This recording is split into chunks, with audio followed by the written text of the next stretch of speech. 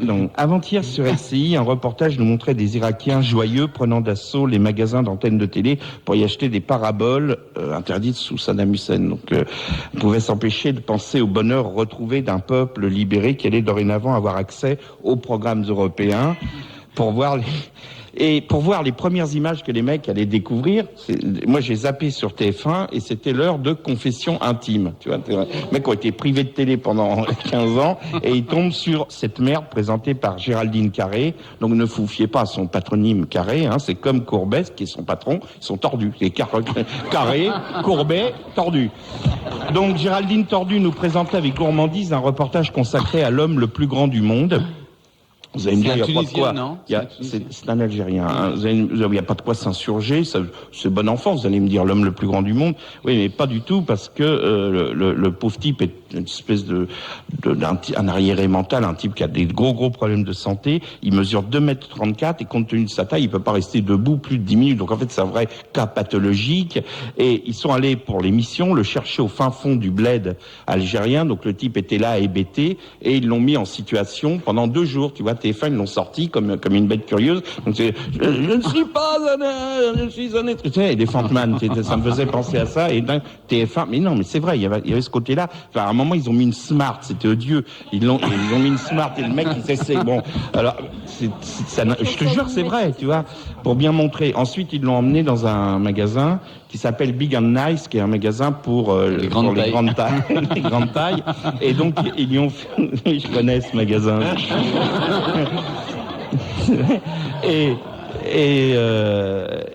Ils lui ont fait essayer, ils ont dit au gars, donnez-nous ce que vous avez de plus grand. Et donc l'autre, ça lui faisait carrément un truc, ça arrivait au coude, enfin il manquait 25 cm, etc. Et ça a été comme ça tout le long, et le type avait une espèce de désespoir comme ça dans les yeux. D'ailleurs, il le disait, c'est pas une vie, tout ça.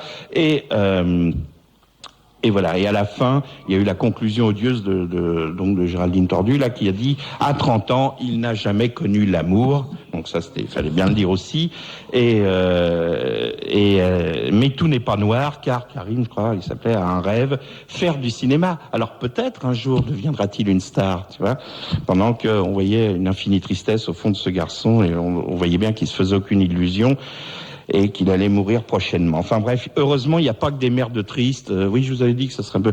Il n'y a pas que des merdes tristes sur TF1. Il y a aussi des merdes gays, et voici les dernières nouvelles du loft européen. Alors, on va demander à nos camarades, vous regardez. Pas encore. Vous n'avez pas encore... Ça y est, vous n'êtes pas encore contaminé. Ça me serait tardé.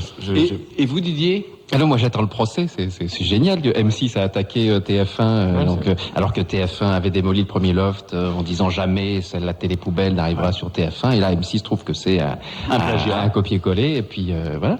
Donc là cette partie-là m'intéresse. Mais M6 qui fait un procès alors qu'en même temps ils ont arrêté, donc qu'est-ce que ça peut leur faire?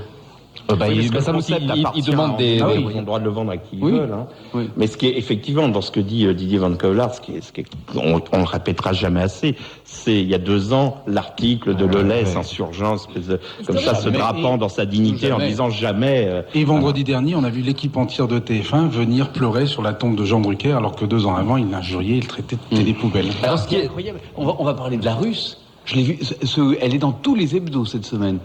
Ah bon? La Russe. Non, j'avais pas prévu d'en parler. Il y a une chose, j'en ai parlé hier de la Russe. Si je peux ouvrir une petite parenthèse, alors il y a une chose justement, vous allez m'expliquer.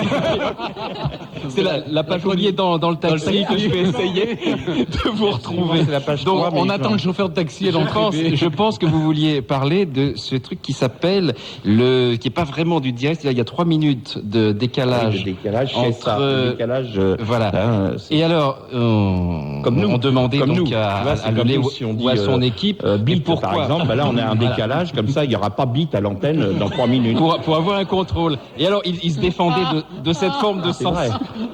Oui. Et donc TF1 se défendait de cette forme de censure en disant non, c'est pas pour empêcher des scènes comme l'amour dans la baignoire ou la piscine, tout ça. Non, c'est pour prévenir des débordements diffamatoires ou racistes. Oui, c'est ça. Alors c'était pour rassurer quand même l'auditeur. Non, vous aurez du cul, vous inquiétez pas. Mais voilà, on a l'éthique là-dessus. Mais du cul propre. du cul propre. Alors, qu'est-ce que vous avez vu Donc, dans le... ça commence le cul, je vous expliquerai tout à l'heure. Mais enfin, bon.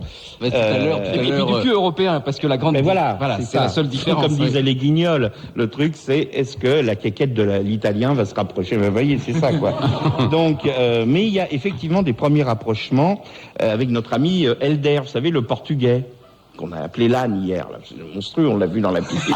Celui qui avait un temps de retard quand il se baignait comme ça, vous vous rappelez, ça faisait comme un truc, un animal, quoi. Alors donc, hier c'était, alors ce qui est drôle, c'est le début de la journée. C'est le début de la journée, vous avez le dortoir, donc ils sont tous dans le même dortoir, en plus. Garçons et filles ou garçons et filles, puis bon, il y en a qui font de l'aérophagie, enfin bon, donc ils sont dans le même dortoir. Vous avez l'aérophagie. Il a une télé avec l'odeur. Non, mais attends, moi j'ai fait l'armée, tu sais pas, tu me connais. Si en stage, des fois, t'as fait des dortoirs, non? Et donc, tu as le dortoir avec filmé en rouge, on dit, infrarouge. Infraveineuse. Et donc, tu vois des masses informes sous les draps, etc. Et tout à coup, ça s'allume et t'as une voix qui dit bonjour, il est 9h30, et paf, ça leur balance de la musique. Et là, comme on les a briefés avant, ils font genre, ah ouais, on se réveille en pleine forme, t'as les filles avec les yeux comme ça, elles se lèvent, et hier c'était une journée espagnole, donc elles se levaient et dansaient la Macarena. T'imagines, tu te réveilles, et donc 2 secondes après, elles étaient dans le coltard, donc cette séquence-là est vraiment Mais c'est à quelle heure? intéressante. Alors c'est à 18h. 18h05, mais regardez pas, je vous raconte, ça. donc ça, Oui. ça sert à rien. C'est bien mieux. Donc ensuite, moi, je comme préfère, c'était oui. la journée espagnole, et c'était une journée espagnole, Il y avait tapas. Raquel l'Espagnol. Non, c'est Anti, le finlandais, la tapas, mais... Non, donc c'était Raquel l'Espagnol et Raimondo l'Italien qui devaient confectionner une recette ibérique. Donc ils avaient une recette, et les ingrédients étaient déjà posés par la prod sur le plan Ils ont de fait travail. quoi? Une paella? Mais on ne sait pas, parce que figure-toi, et c'est là que j'ai pas ma page, mais ça fait rien. Figure-toi qu'il y avait une botte de poireaux. Et ils se demandaient ce que c'était. Mais je te jure, vous avez vu ça, non?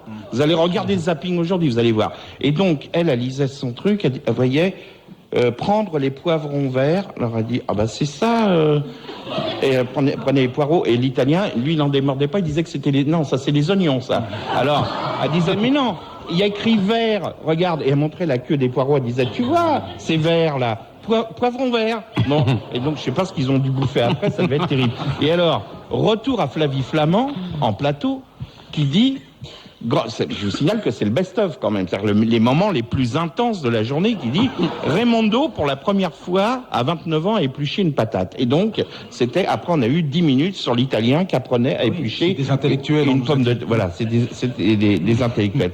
Au même moment, j'imaginais le mec en Irak qui venait d'installer sa parabole, tu vois.